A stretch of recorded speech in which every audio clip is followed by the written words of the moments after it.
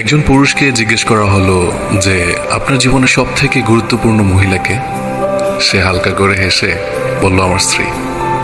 অপরজন একটু আশ্চর্য হয়ে বললেন, বাকিরা তো সবাই মা বলছে। এবার সেই পুরুষটি বললেন, হ্যাঁ, অনেকেই বলতে পারে মা, তবে আমার মতে সে তো আমার মা। সে আমাকে জন্ম দিয়েছেন, তিনি তো আমাকে ভালোবাসবেন। তার সাথে তো আমার রক্তের সম্পর্ক, তার পেট থেকে আমার জন্ম।